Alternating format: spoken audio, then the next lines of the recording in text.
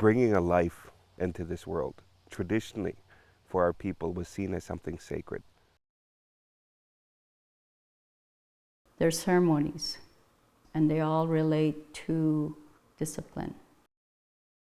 The act of parenting and the act of discipline, that was seen as something sacred as well.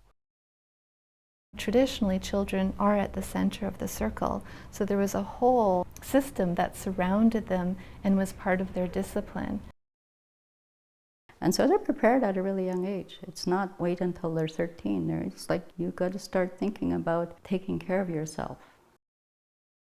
Our traditional values as First Nations people were always respect, honesty, kindness, and sharing. And that's the approach we took when it came to parenting. It takes a community to raise a child. The child already has a mindset that the responsibility is all around them, and it's not just within the boundary of their teepee or their home. When we bring a life into this world, it's not our life to keep. Well, we're only loaned our children. It's our belief from the Creator. Our whole way of life at one time was one art form. Today, it's a little different. We are a lot less connected to a lot of those practices. You know, none of us have perfect children, and none of us are perfect as parents. We are all human, and, you know, we all need help.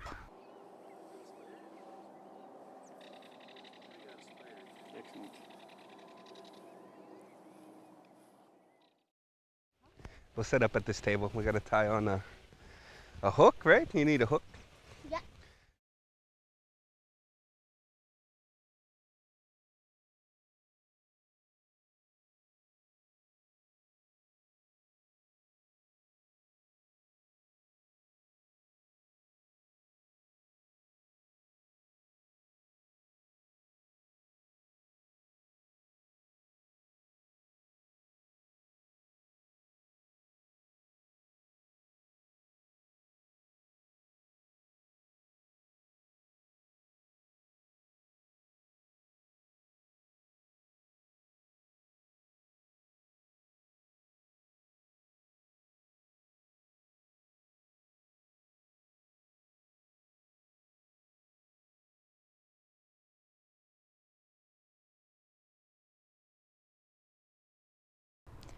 My name is Lana. I myself am a young parent. I have a 2-year-old daughter. Her name is Candida. She means the world to me. She's my everything. Everything I do is, you know, for her. You know, maybe the way I discipline her is, you know, trying to talk to her, but you know, sometimes she's in that age where she doesn't, you know the difference. I've learned, I think you have to kind of, you know, be there in the moment. But the question is what do you do? Because sometimes, like, I don't know. I really don't know. And the biggest reason in our reserve why we have a lot of parents that don't know how to parent is because their parents weren't around. And so they didn't know how to parent their children, and now their children are not parenting their own children. Pull. Grab it. Yay! You know, a lot of parents that are kind of entering into parenthood, they're doing so being very ill-equipped, kind of being thrown into the position, and coming from histories themselves that may have been, you know, really challenging and difficult. It wasn't us who brought in corporal punishment. That came with Europeans. It was introduced to us through the residential school system. It was introduced to us, you know, through our own public school system, all these places that we attended. You know, there was intense structure, and things were timed at a certain time. There wasn't that love and nurturing and attention given to each child. And so that has a huge impact on how that child is raised and how then they raise children, right? So then it becomes that historical impact. My mother grew up in a residential school. My father fortunately didn't have as much impact. So I grew up in terms of discipline with very, very contrast methods. My father, who was very gentle and kind in his methods, and my mother, who was very dominant and very stern. The fact that he would yell at me had more impact than my mom using a willow. If we misbehaved, we got the willow. But our parents who inflicted that upon us came from a residential school or a public school system that used the same thing on them. So that was learned behavior. They felt to be a good parent, that's what you did. I looked at both methods. I looked at the physical, abrupt way of trying to stop a behavior. And then I looked at, when I think about my dad, and I talked about my dad and how he disciplined me. Because of the two methods, many family members in my family became confused. You know, what's the best method? You know, you want to be harsh, or you want to be gentle, or you want to show by example. It is only now, after all this time, that suddenly everything changes.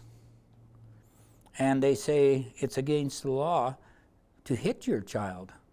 Well, for us, it's always been against the law, against God's law, our grandfather law.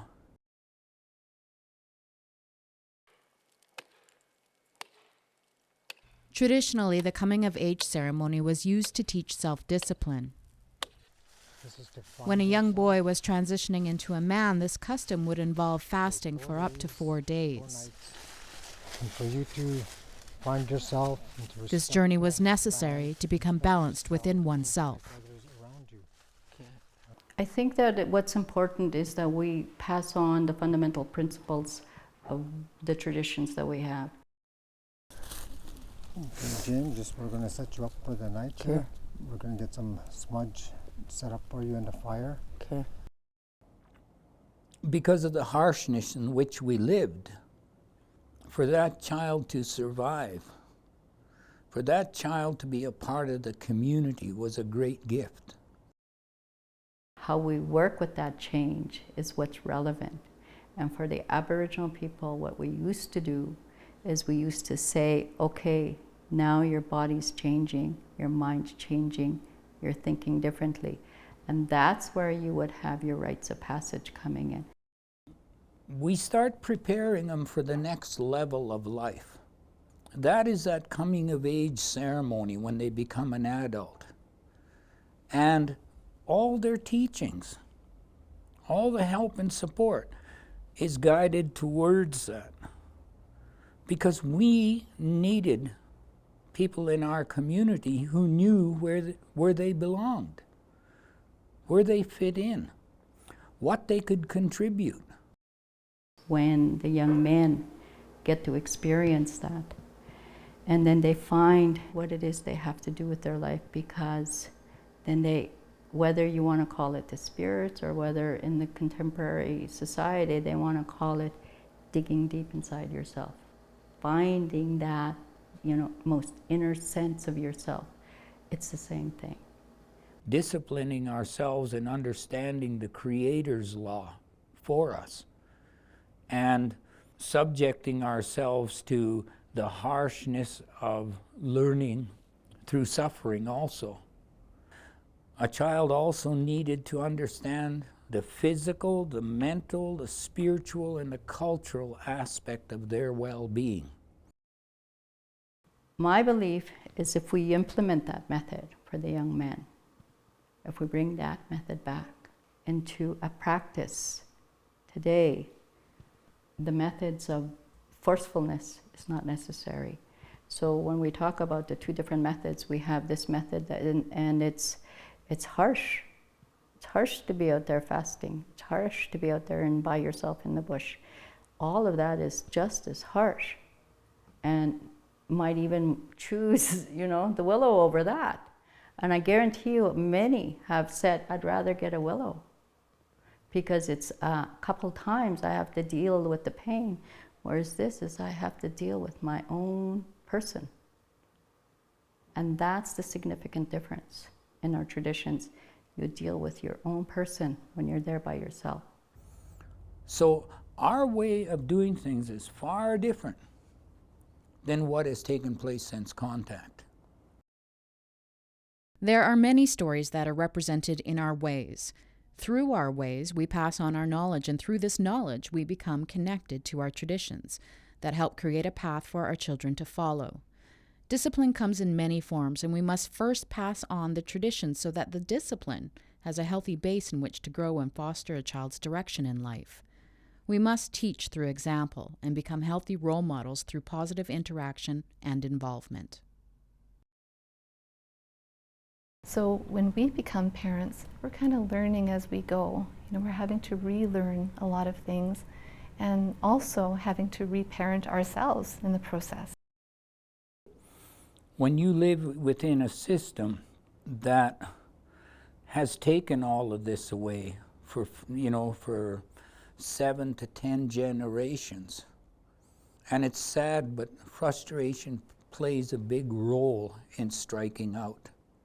It does not justify, hitting your child, but it's a behavior, and behaviors can change. No. Stop that. Okay? At that moment, probably I wish I had, a bit more patience. But then I think too is, I'm with her every day. I guess I have to kind of swallow my pride in seeing what I can do to kind of diffuse the situation before it gets out of hand. Physical punishment is whenever we use physical force to try to punish in any way or direct someone. It's also referred to as corporal punishment. So examples of physical punishment would be slapping, spanking, pushing, shaking, pinching, anything that involves a physical form of trying to direct a child or youth. What boundaries did the Supreme Court set for physically disciplining children? The Supreme Court of Canada stated that force must be intended to educate or correct the child. Force used must be to restrain, control, or express disapproval of the actual behavior. The child must be capable of benefiting from the discipline. In other words, factors such as a child's age and ability will influence how the child learns from the use of force. The force must be reasonable under the circumstances and not offend society's view of decency. The court interpreted reasonable force as minor corrective force, which is short-lived and not harmful. What do you want in your sandwich? Do you want some meat? Yeah?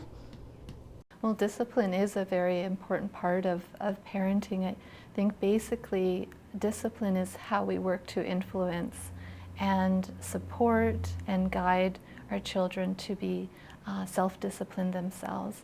So whenever we influence and we teach our children how to be competent and self-directed individuals, that's discipline. Yeah? You like it? All children need guidance from their parents, including how we want them to behave.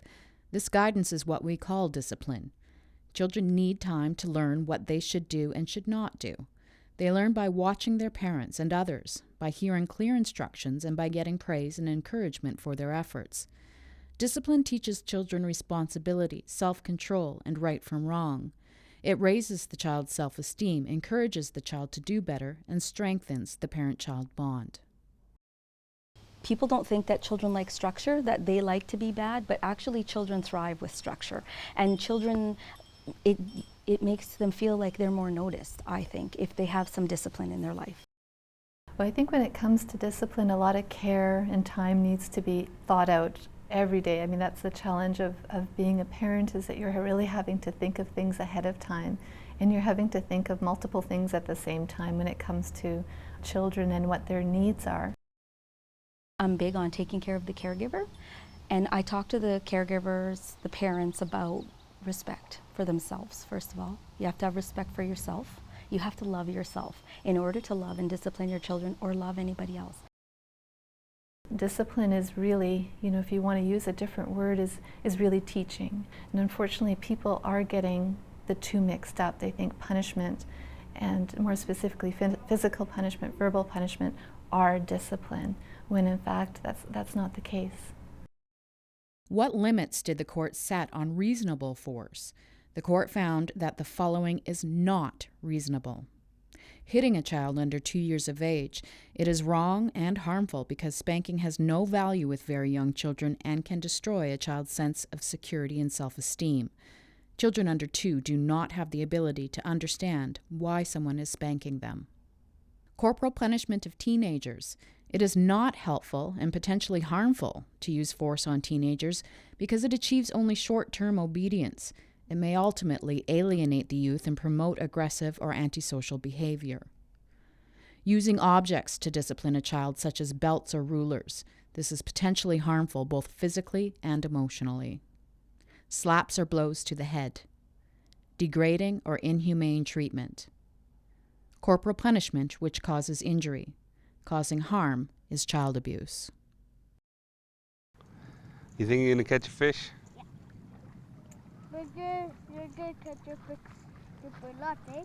There's times where, I've lost control of the situation, and I let anger get the better of me. And did I feel regretful after? Absolutely. Did I feel like I lost something? Absolutely. I felt like I lost maybe their trust, and that was the understanding back in the day for our elders. They knew that you take something away when you hit a child, you take something away from them, because that spirit is so pure, because that child is so in tune and so in balance still with their nature. It's when you strike that child, or you get angry, or you raise your voice, and that's something I was taught as well. As traditionally, is we have a word, and that's pastawan, and what pastawan means is to go against the laws of nature. Younger children don't have the cognitive abilities and the verbal skills to express themselves.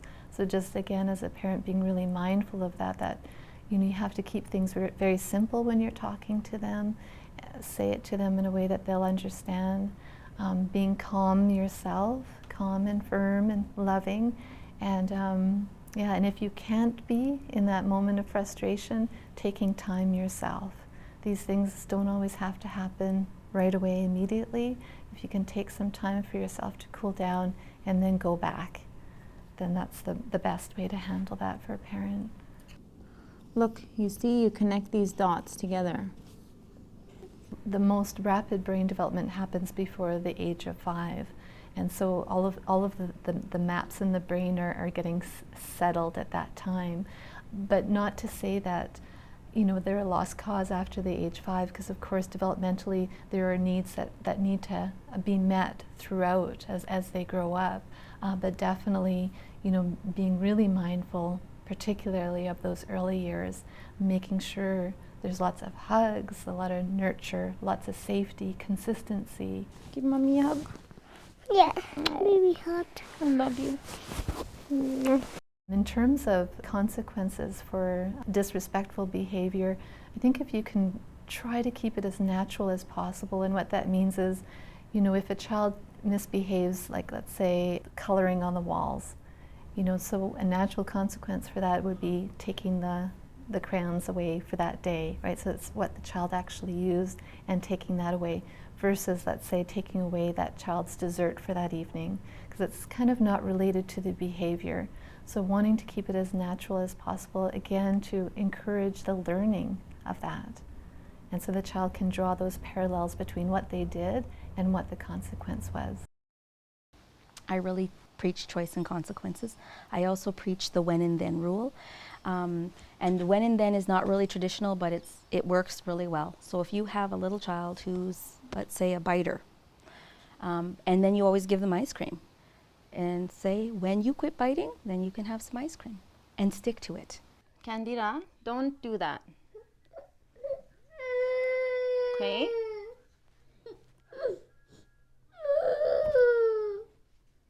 I think timeouts are basically an opportunity to remove a child from a situation that is intensely emotional for some reason. And it's just giving them a time to just settle, to cool down, and you know, giving them the opportunity to really think about maybe what happened and what, you know, what went wrong. And you want to make sure that attention is made to time. You know, I know some parents even put a timer on. I think the recommendation is 1 minute per age. So timeout is not a chance for you to get rid of your child in a moment of frustration, just kind of leave them there until you feel better. It needs to be an opportunity just for the child to settle their emotions, so that way you can communicate with them in an age-appropriate way of what happened. You know, talk to them about what went wrong and talk to them about how they could have dealt with it differently. So again, using that as an opportunity to teach. It's a beautiful day, eh?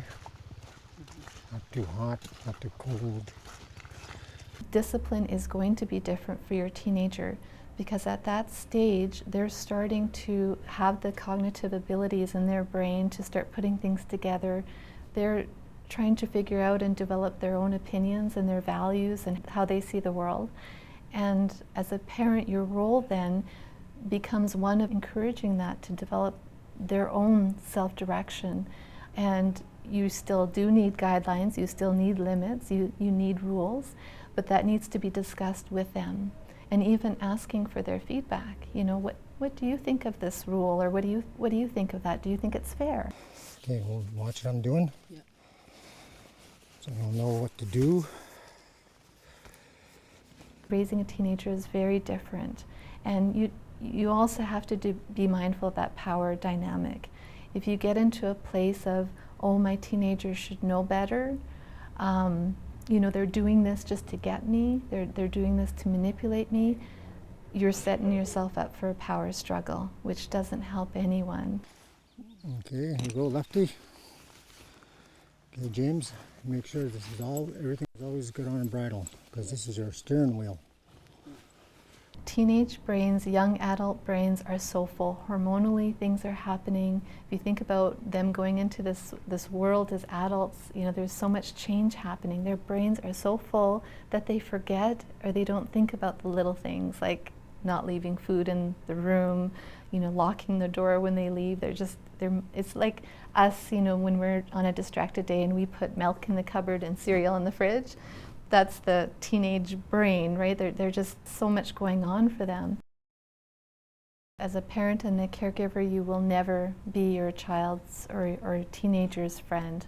Never. Those two things don't go hand in hand, because a friendship has very different boundaries around it. And when you are a parent or a caregiver, you do need to be more mindful of boundaries. You don't want to be sharing personal or inappropriate things with your child and your youth. So that means that you're not their friend, right? Because it can't be reciprocated in that way. So that's a really important point. You always got to do this. It's not right to let a horse sweat like that and just let him go. It's got to get the sweat off.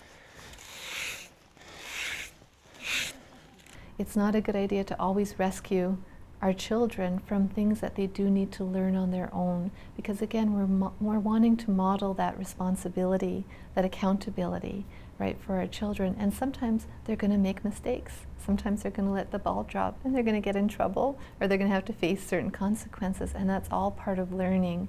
And so as parents, caregivers, we need to be there with them as they go through that, not to fix it for them, not to you know, rescue them, but just to guide them along that process of needing to deal with the consequences that they have to face. Keisha, we're going to make some bannock here and cook it outside. I usually put one egg in here to make it tastier. So there's the egg.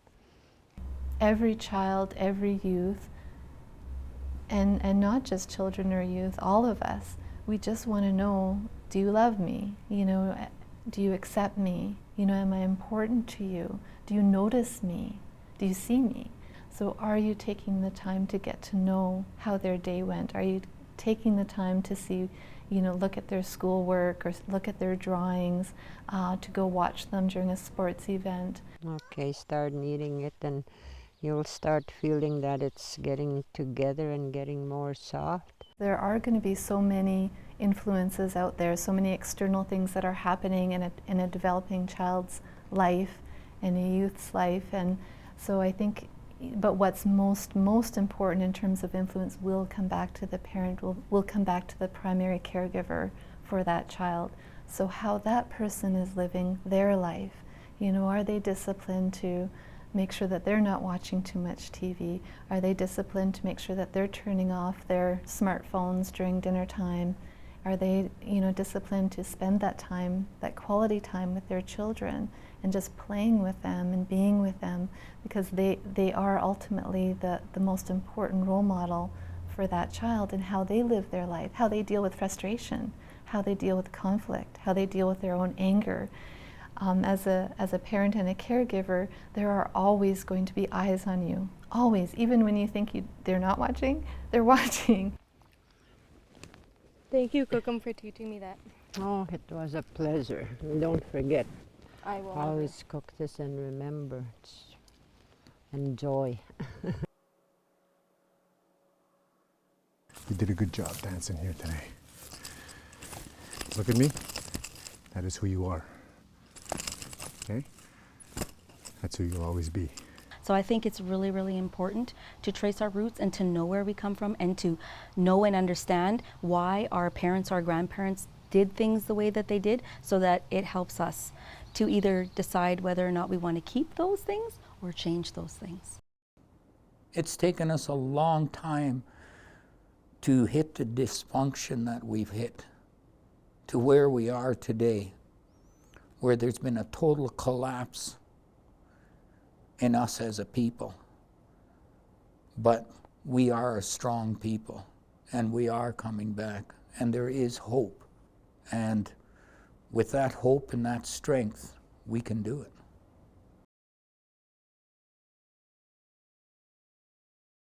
We as a society are always changing and evolving, and so is the law. We must remain informed, and as parents, we are always learning. All parents need ideas and support. Remember, nobody's perfect. Places to look for support with parenting: a family doctor or nurse, local public health departments, child care centers, family resource centers, child and family service agencies, parenting programs, Native friendship centers, First Nations, Métis, and Inuit organizations, multicultural or newcomer centers.